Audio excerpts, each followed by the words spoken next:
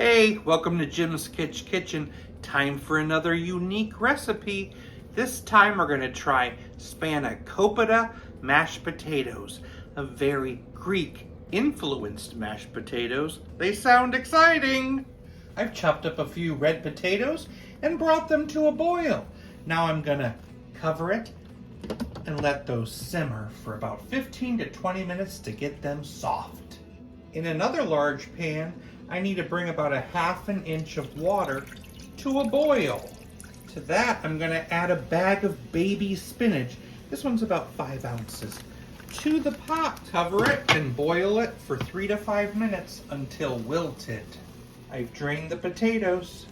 I'm going to add a ¼ cup of milk, a couple tablespoons of butter, some black pepper, and let's mash that up. I've drained that spinach, and now I'm going to chop it up a bit. Add that to the potato, as well as 5 or 6 ounces of feta cheese. We're just going to pour that on top and fold it in. Well, look at that.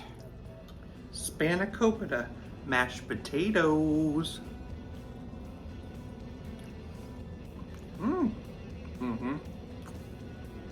Tasty potatoes. Do taste a bit of feta cheese. Loving the spinach in there. It's very delicious. I know a while ago for a Thanksgiving I made Spanakopita stuffing and it was amazing. And this is kind of similar. I'm going to give it a 7.1 out of 10. Did you hear about the guy that drank food coloring? He died a little inside.